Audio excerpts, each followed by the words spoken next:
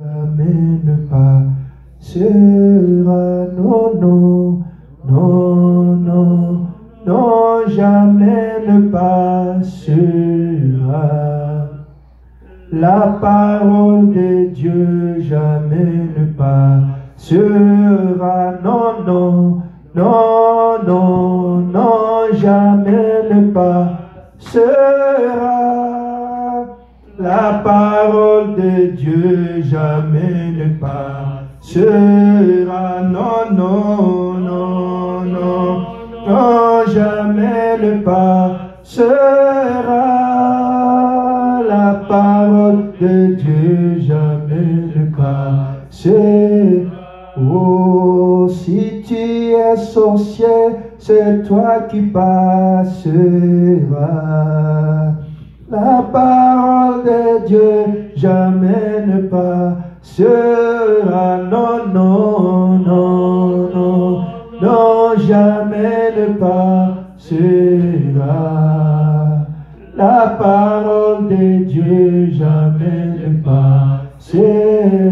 Oh, venez à Jésus et vous aurez la vie éternelle pour l'éternité. Non, non, non. Est-ce que tu peux élever la voix? La parole de Dieu jamais ne passera. Non, non, non, non, non, jamais ne passera. La parole de Dieu jamais ne passera. Non, non, non, non, non, jamais ne passera. Oh, la parole de... Est-ce qu'on peut lever encore la voix? Oh, sera, non, non, Yahweh jamais ne passera. Oh, la parole de Dieu jamais ne passera. Non, non, non, non, jamais ne passera. La parole de Dieu jamais ne passera. Non, non, non, jamais passera. Non, non, la parole de Dieu jamais ne passera. Non, non, non, non, non, jamais ne passera. La parole de Dieu jamais ne passera. Non, non, non, non, non, jamais ne passera. La parole de Dieu jamais ne passera. Seigneur Dieu notre Père, nous voici devant ton peuple, devant ce peuple pour lequel tu as versé un grand prix sur la croix. Ce n'est pas moi qui les a sauvés, c'est toi qui les as sauvés. Donne gloire à ton nom cet après-midi. Parle à chacun de nous. Édifie-nous. Fortifie-nous dans ces temps si difficiles, dans ces temps périlleux, où le monde va tout droit vers les gouffres. Soutiens-nous, que notre foi ne défaille point. Tu as dit à Pierre, Pierre, j'ai intercédé pour toi afin que ta foi ne défaille point. Les jours où tu seras affermi, les jours où tu seras converti, affermis tes frères. Seigneur, bénis ces temps. Je te supplie de lui parler à tes enfants et que personne ne sorte tel qu'il est entré. Au nom de Jésus-Christ. Amen. Est-ce qu'on peut encore acclamer Jésus?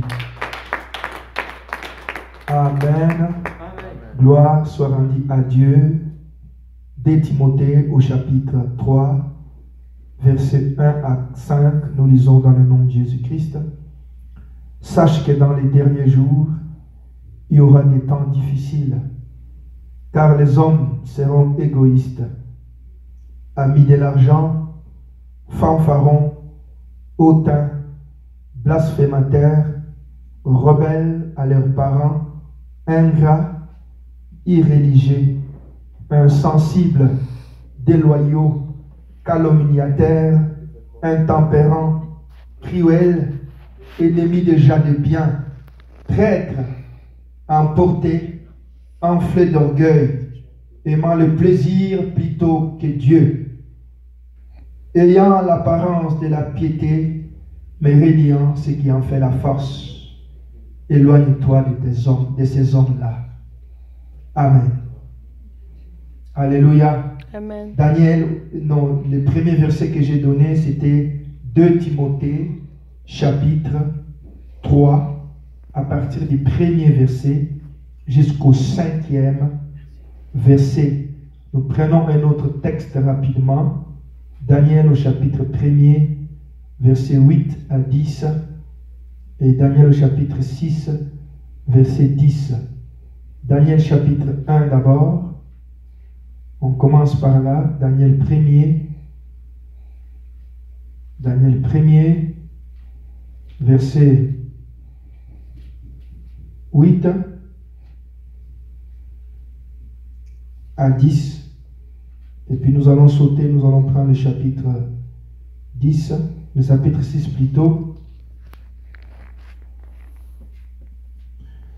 Gloire soit rendue à Dieu. La Bible dit, nous lisons dans le nom de Jésus-Christ, Daniel résolut de ne pas s'essuyer par le main du roi et par le vin dont le roi buvait, et il pria le chef, les eunuques, de ne pas obliger à s'essuyer. Nous pouvons commencer à partir du verset 7. La Bible dit, le chef des eunuques leur donna des noms. Verset 5 pour comprendre. Le roi leur assigna pour chaque jour une portion de main de sa table et du vin dont ils buvaient, voulant les élever pendant 3 ans, au bout desquels ils seraient au service du roi. 6. Il y avait parmi eux les enfants de Juda, Daniel, Anania, Michaël, Azaria. Le chef des eunuques leur donna des noms: à Daniel celui de Belsestar, à Anania celui de Meshach et Shadrach, Michaël celui de Shadrach, et Azaria celui de Abednego. Amen. Alléluia. Amen. Vous allez noter, pour ceux qui notent, Daniel 6, 10. Nous allons juste les exploiter rapidement. Amen. Que Dieu te bénisse abondamment, toi qui es là cet après-midi. Je suis content de te voir, mon frère Christo, que Dieu te bénisse. Amen. Alléluia. Est-ce qu'on est ensemble? Amen. Bien-aimés frères et sœurs, suivez-moi attentivement. Comment garder la foi dans ces temps difficiles? Amen. Alléluia. C'est le thème que nous avons commencé à exploiter depuis dimanche passé, pour ceux qui étaient là. Comment garder la foi dans ces temps difficiles? Qui veut garder la foi ici? Qui veut garder la foi en Dieu? Amen. Bien-aimés frères et sœurs dans le Seigneur, sachons que la foi est une chose très très importante. Sans la foi, la Bible nous dit, il est impossible d'être agréable à Dieu. Amen. Tout ce que nous obtenons sur la terre, nous l'obtenons au moyen de notre foi. Amen. Si nous n'avons pas la foi, nous ne pourrons pas obtenir quelque chose que ce soit de la part de notre Seigneur. Et nous avions expliqué par la grâce de Dieu la signification réelle de la foi selon Hébreux chapitre 11 verset 1er. Nous avions dit que c'est une ferme assurance des choses qu'on espère et une démonstration de celles qu'on ne voit pas. Nous avions dit, bien-aimés frères et sœurs, que la foi, lorsqu'on parle de la foi, la Bible dit c'est une ferme assurance des choses qu'on espère. Et parmi les choses qu'on espère, il y a la vie éternelle qui est d'ailleurs le sens de l'espérance lorsqu'on parle de la bienheureuse espérance ou de l'espérance des chrétiens dans la Bible, on fait allusion à la vie éternelle. Est-ce qu'on est ensemble? Est-ce qu'on est ensemble? C'est-à-dire que celui qui a la foi, c'est celui qui croit que peu importe ce que je vis, je crois que Jésus m'a sauvé. Amen. Alléluia. Peu importe ce que je connais, peu importe ce que je traverse, le cap de ma vie, c'est que je puisse voir Dieu. Est-ce qu'on est ensemble? L'objectif de ma vie, les soucis de mon cœur, c'est que je puisse voir Dieu un jour. C'est celui-là qui a la foi. C'est cette foi-là dont l'apôtre Paul parle à son fils Timothée lorsqu'il dit « Combat les bons combats et garde la foi. » Alléluia. Garde la foi. Lorsque l'apôtre Paul dit à Timothée « Garde la foi », il veut lui dire « Garde l'espérance que Jésus-Christ revient. » Est-ce qu'il y a quelqu'un qui croit que Jésus revient? Est-ce qu'il y a quelqu'un qui croit que Jésus revient? Bien-aimé, j'aimerais vous dire et vous rassurer que Jésus-Christ revient. Alléluia. Alléluia. Jésus-Christ revient. Et comme il revient, il faut qu'il puisse nous trouver dans la foi. Il faut qu'il puisse nous trouver avec la foi. Parce que lui-même pose la question de savoir, lorsque le Fils de l'homme reviendra sur la terre, trouvera-t-il la foi au monde? Alléluia. J'aimerais te poser la question. Est-ce que tu as encore la foi? Amen. Alléluia. Est-ce que tu as encore la foi?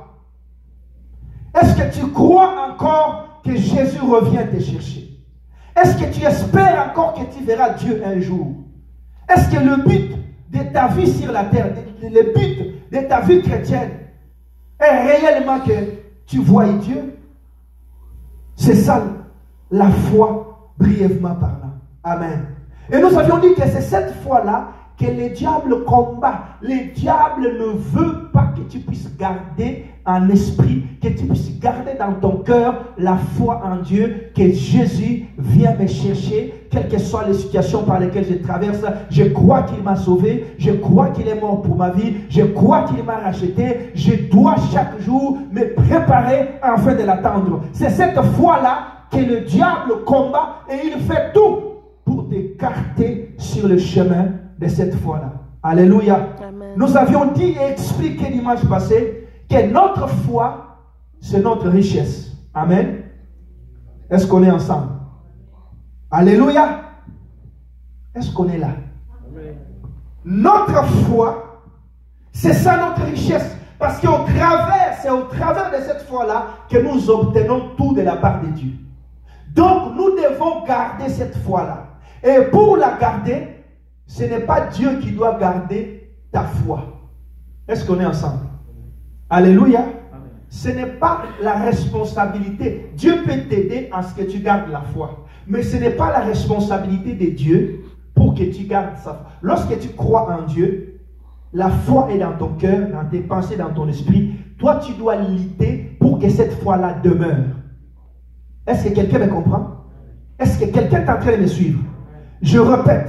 Lorsque tu crois en Dieu, tu es le seul responsable de ta foi sur la terre. Si tu te perds, tu seras le seul responsable devant Dieu. Est-ce qu'on est ensemble? Tu ne diras pas à Dieu, je me suis perdu parce que pasteur Patrick a fait ceci. Je me suis perdu parce qu'il ne m'a pas bien regardé. Je me suis perdu ou je suis retourné dans le monde parce que toutes les excuses ne seront pas valables devant Dieu. Est-ce qu'on est ensemble? Est-ce que quelqu'un me saisit? Toi et moi, nous avons la responsabilité de conserver cette foi jusqu'à la fin. C'est notre responsabilité. Parce qu'il y a beaucoup de gens qui rejettent la responsabilité de leur foi chez les autres, près des autres. Non, si je n'ai pas fait ceci, parce que dans notre église, si on n'a pas fait ceci. Bien-aimés frères et sœurs, Dieu nous a sauvés, il nous a placés dans une église, mais la foi, ce n'est pas l'église. Est-ce que je parle à quelqu'un? Est-ce qu'il y a quelqu'un qui me comprend? Amen. La foi, ce n'est pas l'église. Parce que tu peux quitter ici, quitter Montréal, te retrouver à Londres. Tu n'abandonneras pas la foi parce que tu t'es retrouvé ailleurs. Amen. La foi n'a rien à voir avec l'église. La foi, c'est par rapport à Dieu. C'est cette espérance que nous avons de Dieu. Est-ce qu'on est ensemble? Cette ferme assurance que nous avons de Dieu. C'est ça, la foi que nous devrions garder. Nous avons dit que pour la garder, tu dois comprendre d'abord que c'est toi le premier responsable de cette foi. Est-ce qu'on est ensemble? C'est toi qui dois protéger cette foi. Ce n'est pas à moi de venir protéger ta foi. Et c'est ce que le diable attaque. Quand le diable te combat là, son problème ce n'est pas ton argent. J'ai déjà dit ici, qui a déjà vu le diable avec de l'argent dans les banques ou dans une voiture roulée? Il n'en a pas besoin. Alléluia. Ce qu'il cherche, c'est ta foi. Lorsqu'il jette une maladie sur toi, il cherche à affecter ta foi. Pour que tu dises, ah, mais si Dieu existait, pourquoi je suis malade? Lorsqu'il jette la pauvreté dans ta vie, c'est tout ça, il vise ta foi. Est-ce qu'on est ensemble? Il vise ta relation avec Dieu. Il vise tes engagements avec Dieu. Il veut te séparer avec Dieu. Mais c'est à toi de veiller, de dire, ce qui m'arrive, c'est pour que je me sépare de Dieu. Mais moi, je ne me séparerai pas de Dieu. Que tu sois ferme comme Job pouvait dire. Que même si je suis malade, même si je suis presque détruit, je crois que mon Rédempteur est vivant. Je sais qu'il se lèvera le dernier. Amen. Alléluia. C'est ta responsabilité. Job était dans des situations difficiles. Il a tout perdu. Perdu les enfants, perdu la richesse, perdu même l'état de sa santé. Il s'est dégradé. Mais la Bible dit, il n'a pas péché contre Dieu. Il a gardé sa foi jusqu'à la fin. Est-ce que tu gardes ta foi en Dieu? Est-ce que tu gardes ta foi en Dieu? Bien aimé, quand le diable nous attaque, même lorsqu'il est allé voir Job, le but c'était quoi? Il est allé voir Dieu. Ah, c'est Job là, mais c'est parce que tu l'as béni, parce que ses richesses couvrent la terre. Et enlève seulement ta main dessus, tu ne verras pas s'il va te maudire en face. Est-ce qu'on est ensemble? C'est-à-dire que Satan visait la foi de Job. C'est ça ce que le diable combat. Est-ce qu'on est ensemble? Amen. Tu dois protéger ta foi. C'est ce que je suis en train d'essayer de te dire. Amen. Amen. Si tu comprends que c'est toi le responsable de ta foi, tu la protégeras. Mais si tu ne comprends pas, tu vas exposer cette foi et le diable va détruire cette foi. Et lorsque le diable la détruit, c'est fini. Il touche tout le reste de ta vie. Il touche ton éternité et il touche aussi ton bonheur sur la terre. Alléluia. S'il y a une chose pour laquelle l'homme doit être ferme, intransigeant, intolérant, c'est garder la foi. Amen. Alléluia. J'ai aimé une sœur dans cette église. Je n'ai pas encore parlé avec elle. On lui a offert un travail dans une ville éloignée. Elle partait, elle revenait, elle dit non. J'aime prier dimanche. Je ne peux pas continuer à aller travailler là-bas. Je préfère bien manquer, mais j'aimerais être dans la présence de Dieu. Alléluia. J'ai dit, waouh, cette sera. Alléluia. Pourquoi? Parce que tu es le responsable de ta vie. Tu es le responsable de ta foi. Si tu ne sais pas garder ta foi, personne ne la gardera à ta place. Est-ce que quelqu'un me saisit? Personne ne viendra garder ta foi à ta place. C'est à toi de savoir. J'avais même dit dimanche passé de comprendre que ma foi est en train de baisser. Ces derniers temps, je ne prie plus. Je ne lis plus la Bible. Ces derniers temps, je ne suis plus proche de Dieu. C'est qu'il y a un danger qui arrive. Je risque de faire naufrage. Il faut que je retourne à Dieu. Tu retournes, tu gênes, tu pries, tu te recherches, tu te remplis, tu continues la course. Alléluia. Parce que, bien aimés frères et sœurs, nous courons tous vers notre éternité. Nous sommes dans une course. Est-ce qu'on est ensemble? Celui qui tombe, il reste, il part. La ligne d'arrivée est déjà tracée, c'est le ciel. Chacun de nous doit courir pour entrer dans le ciel. Est-ce qu'on est ensemble? Ne te laisse pas fatiguer, ne te laisse pas détruire par des situations, par des personnes, par des amis, par des choses qui t'entourent. C'est la raison pour laquelle l'apôtre Paul, connaissant ces choses, il avertit son fils dans la foi. Timothée, 2 Timothée chapitre 3 verset 1er que nous venons de lire. L'apôtre Paul nous dit, sache que dans les derniers jours, il y aura des temps difficiles. Alléluia. Ce que j'aimerais te dire, ma soeur, mon frère, sache que dans les derniers jours, il y aura des temps difficiles. Les gens manqueront l'argent. Les gens manqueront l'emploi. Les gens manqueront des choses. La souffrance va s'accroître dans le monde. Les situations seront tellement difficiles que si tu n'es pas avisé, si tu n'es pas averti pour que tu saches garder ta foi, tu ne pourras pas la garder. Est-ce qu'on est ensemble? Sache que dans les derniers jours, il y aura des temps difficiles.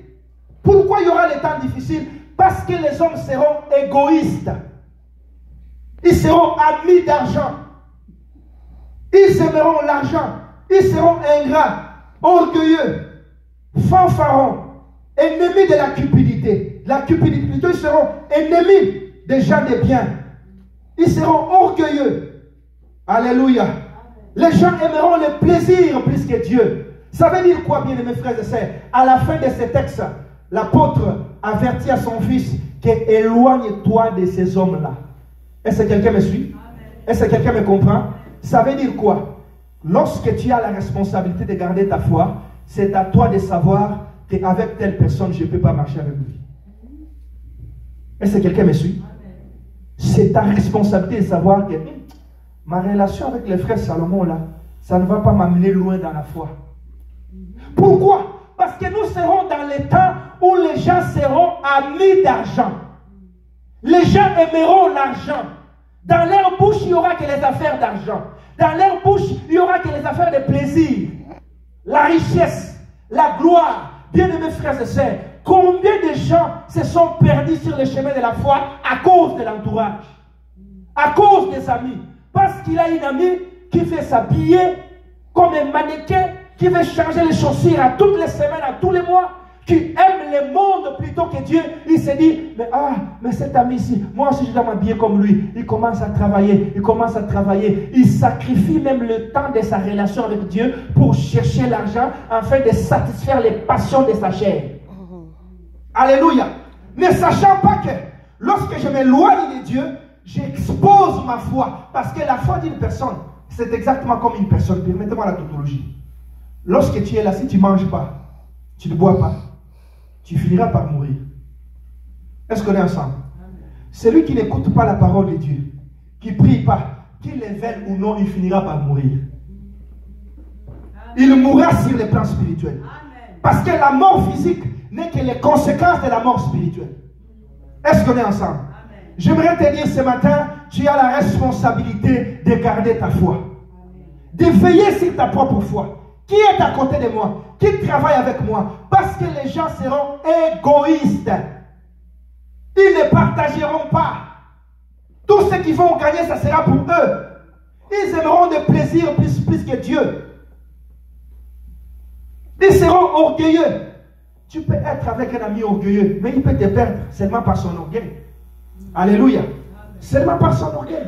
Il s'enorgueillit tellement. Moi, chez nous, j'ai acheté une telle voiture, j'ai changé telle chose, j'ai acheté ceci, j'ai derrière ceci, j'ai derrière autant dans les comptes, ainsi de suite, ainsi de suite. Il te bombarde avec ces choses-là. Tu ne sais même pas que c'est déjà l'évangile satanique. Il t'attaque juste pour te séparer avec Dieu, pour que toi aussi, tu deviennes envieux. Quand tu deviens envieux, tu pêches et tu te sépares avec Dieu. Parce que l'envie est un péché. Est-ce qu'on est ensemble? C'est ta responsabilité de garder ta foi. Un chrétien ne vit pas avec tout le monde. Alléluia. Un chrétien ne vit pas avec tout le monde. L'apôtre dit que éloigne-toi de ces gens-là. C'est-à-dire que si tu veux garder la foi, éloigne-toi de ces gens-là. Alléluia. Même tel qu'on est dans les ministères comme ça, il y a certaines personnes, il faut s'éloigner d'eux. Parce qu'il peut t'amener dans la perdition. Alléluia. Est-ce que quelqu'un me suit? Tu as la responsabilité de garder ta foi. Parce que devant le jugement, ma soeur, mon frère, tes parents ne seront pas là. Tes amis ne seront pas là. Tu seras le seul responsable devant Dieu. Dieu te posera la question, je t'ai donné combien d'années sur la terre? 30 ans. Combien de jours? Prenez 365, une année, jour multiplié par 30, par 60, multiplié par 80, ça fait combien de jours? Et qu'est-ce que tu diras à Dieu? Je n'ai pas eu le temps de me préparer. Je n'ai pas eu le temps d'être propre. Je n'ai pas eu le temps de croire en toi parce que je devrais chercher l'argent. Parce que je devrais travailler. Ah bon? Ça veut dire que toi, tu devrais travailler. Ton travail t'a empêché d'être en relation avec moi. Ok, mais vas-y dans les tourments. C'est ça la conclusion. Un chrétien, c'est celui qui sait que la mauvaise compagnie corrompt les mœurs. Est-ce qu'on est ensemble? Est-ce que quelqu'un me saisit? Quel est l'état de ta foi? J'aimerais aujourd'hui te poser la question. Tu es entouré de qui? Qui sont autour de toi? Quelles sont les personnes que tu fréquentes? Quelles sont les personnes que tu fréquentes? Est-ce que ces gens-là t'aident à ce que tu avances avec Dieu? Est-ce que quand tu es chez toi à la maison, ces gens-là te parlent au moins de la parole de Dieu? Combien de temps tu passes dans la parole de Dieu? Combien des amis que tu as qui t'exhortent, non avançons, non courons, bien-aimés frères et sœurs, même si tu es fidèle, je ne sais pas comme l'ange fidèle, mais quand tu es entouré de mauvaises personnes, tu finiras par faire naufrage. J'aimerais aujourd'hui t'exhorter, regarde autour de toi, c'est toi le responsable de ta foi. Change ton entourage, parce que Jésus revient bientôt. Les excuses ne seront pas une bonne raison devant Dieu. Oh non Seigneur, parce que je vais travailler, Seigneur, parce que ceci, ceci. De qui tu es entouré? Qui est à côté de toi? L'apôtre est clair, éloigne-toi de ces gens-là. Pourquoi? Parce que l'apôtre savait que tant que ces gens-là seront autour de son fils Timothée, Timothée ne pourrait jamais garder la foi. Les gens seront fanfarons, égoïstes, cupides, ils seront méchants, ingrats. Le monde sera ingrat. Tu peux faire du bien aux gens. La Bible dit les gens seront les ennemis des gens de bien. Les gens deviendront irréligieux. Vous connaissez l'irréligion, ça veut dire quoi? Irréligieux. Les gens n'aimeront plus les choses de Dieu. Tu as un ami, chaque fois, attends, tu pries. Tu vas encore dans la domination de pasteur. Voilà, déjà, comment les dames travaillent? Moi, je me demande, quand les gens disent vous allez dans la domination, c'est que les pasteurs nous demandent dans l'église. Est-ce que c'est d'aller nettoyer ses vêtements, d'aller laver ses assiettes, d'aller amener ses enfants à la garderie, d'aller lui donner? Les pasteurs ne sont que de simples instruments. Ils dispensent la parole de Dieu. On termine ici. Amen, amen. Que Dieu vous bénisse. Bye bye. Chacun prend sa voiture, chacun prend les transports, il retrouve dans son coin, il dort. Alors, la domination dont tu parles, c'est une domination satanique. Ou quel genre de domination? C'est pour nous dire quoi? Bien mes frères et sœurs, les gens seront irréligieux. L'apostasie va remplir le monde. Quand on te dit, quand tu rencontres par exemple quelqu'un, vous laisse dire, qui te pose la question, tu pries? Oui, j'ai prié. Il va se moquer de toi. Les gens seront des moqueurs. Il y a des gens comme ça. Tu as un ami, une amie qui se moque des choses de Dieu. Mais sépare-toi de lui. Est-ce que quelqu'un comprend? Est-ce que quelqu'un comprend ce que je dis? Si tu veux garder la foi, tu te sépares d'une telle personne. Il n'y a pas d'esquisse. Parce que ceux qui se ressemblent, ça semble. Ceux qui s'assemblent se ressemblent. Tu finiras par devenir les gens qui t'entourent. Tu deviendras comme ceux qui t'entourent. Si tu ne sais pas de qui, si tu ne sais pas qu'est-ce que tu seras demain, regarde seulement des gens qui sont autour de toi. Alléluia. Tu deviendras exactement comme les gens qui sont autour de toi. Tu marches avec des voleurs, tu finiras par voler. Tu marches avec les impudiques, tu finiras par vivre dans l'impudicité. Tu marches avec des menteurs, tu finiras par vivre dans les mensonges. Tu marches avec des voleurs, tu finiras par voler. Tu marches avec des pasteurs, tu finiras par devenir pasteur. C'est ça la réalité. Ils t'affecteront de la grâce de Dieu. Qui sont ceux qui t'entourent? Garde ta foi. Ne vis pas avec tout le monde. Sois jaloux de... Moi, je suis jaloux de ma foi. Alléluia. Je suis très jaloux parce qu'il y a quelque chose que je tiens. Je tiens à la vie éternelle. Alléluia. Pour rien au monde, je manquerai la vie éternelle. Pour rien. Ni pour ma femme, ni pour mes enfants. Telle qu'elle est là, elle sait que dans les choses de Dieu, je ne discute pas. Je ne collabore pas. Il n'y a pas de collaboration.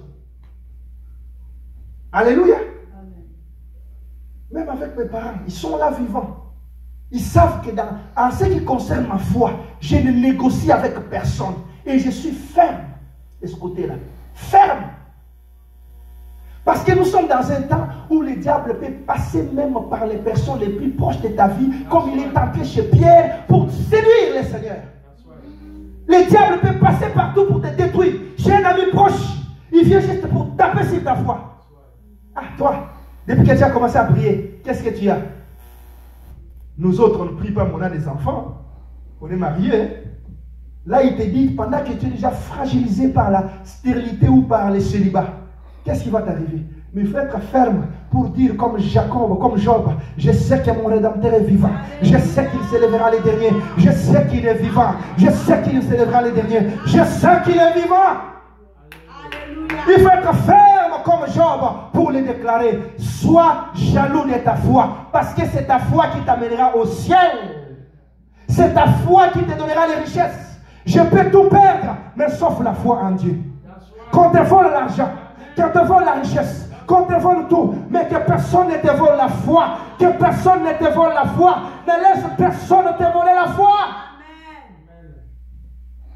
Parce que les temps difficiles feront en sorte que les gens aimeront le plaisir. La Bible dit que les gens aimeront le plaisir plus que Dieu.